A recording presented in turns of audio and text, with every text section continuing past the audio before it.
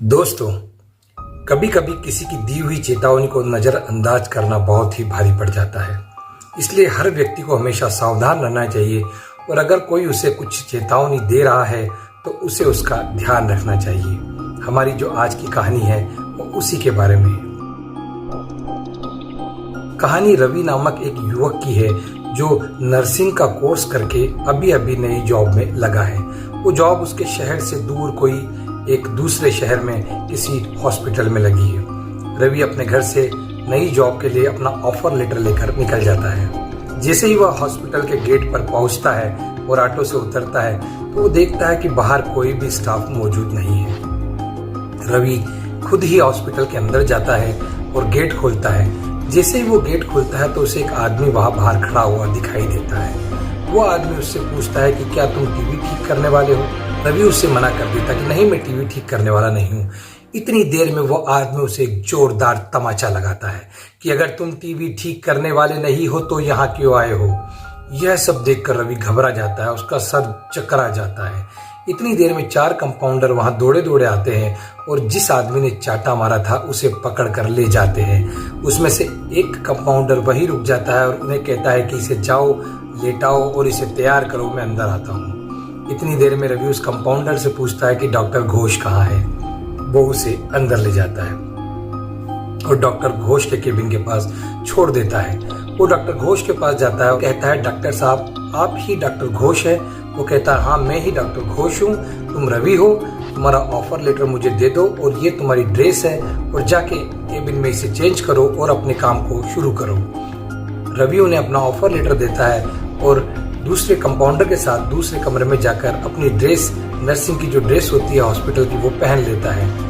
जो दूसरा कंपाउंडर होता है वो उसे बाकी लोगों से भी मिलवाता है, उसका परिचय करवाता है और कहता है कि ये पागलों का हॉस्पिटल है और ये जो तुम्हें बाहर चाटा मार के गया ये भी एक पागल है। इसे टीवी ठीक करने का बहुत शौक था और वह पागल हो गया और जो भी हॉस्पिटल में आता है उन सबसे पूछता है कि तुम टीवी ठीक करते हो क्या?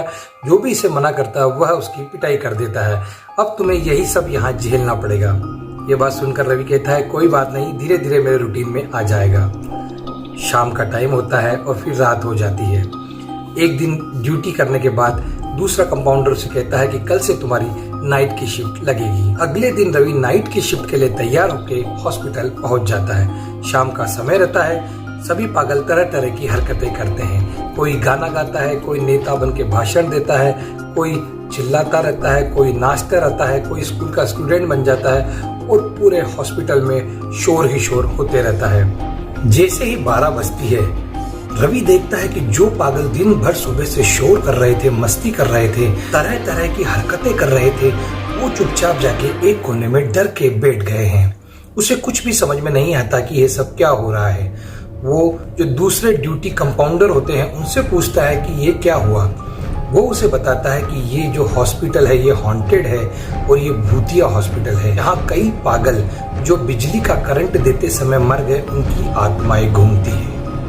ये बात सुनकर रवि जोर के हंसने लगा क्योंकि वो आजकल का लड़का था और पढ़ा लिखा था। वो इन बातों पे यकीन नहीं करता था। उसने इस बात को हंसी में लिया और ध्यान नहीं दिया और कहा, तुम क्यों मुझसे मजाक कर रहे हो? और ऐसा कहकर वो चले गया। थोड़ी देर बाद रवि को बाथरूम जाना था। वो बाथरूम की ओर बढ़ रहा था। उसे एहसास हुआ कि कोई उसके पीछे चल रहा है। उसने पीछे मुड़कर देखा और उसे कोई भी दिखाई नहीं दिया, लेकिन जो उस व्यक्ति ने बात बोली थी वो उसके दिमाग में चल रही थी, भूत वाली बात। तो उसे थोड़ा सा वहम हुआ। फिर उसने उस बात को वहीं रहने दिया और सोचा ऐसा कुछ नहीं होता और वो बाथरूम करके वापस बाहर लौटा और अपने काम पर लग गया। थोड़ी देर बाद उसने सोचा कि उसे नींद सी आने लगी तो वो मुंह धोने के लिए फिर बाथरूम गया और उसने जैसे ही मुंह धोकर कांच में देखा तो कांच के ऊपर लिखा हुआ था कि तुम्हारी आज मौत होने वाली है। यह देखकर थोड़ा सा तो वो डरा और फिर सोचा कि हो सकता है किसी ने उसके साथ मजाक किया हो और फिर वह वापस अपने काम पर लग गया। थोड़ी देर में ही उसे जोर के किसी के चीखने की आवाज आती है। रवि भागकर उस आवाज की तरफ जाता है तो क्या देखता है कि एक पागल ने अपने आप को कमरे में बंद कर लिया है। रवि जोर जोर के उस कमरे को ठोकता है और उसका दरवाजा तोड़ देता है।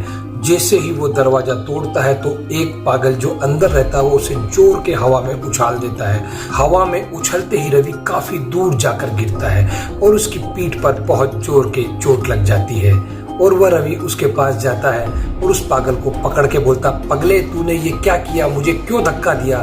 तो वो पागल जोर जोर के हंसने लगता है और कहता है, मैंने कहा था ना आज रात को तेरी मौत हो जाएगी। रवि उससे गुस्से में कहता है कि तू मुझे मारेगा, अभी तुझे बिजली का झटका देता हूँ। वो पागल झटक के दूर हो जाता और कहता है, तू मुझे क्या बिजली का झटका देगा, बिजली के झटके से ही तो मेरी मौत हुई है। इसी समय मुझे बिजली का झटका दिया गया था और मैं मर गया, अब मैं तुझे नहीं छोड़ूंगा। और वो रवि का हाथ पकड़ता है और 440 वोल्ट के प्लग में डाल देता है।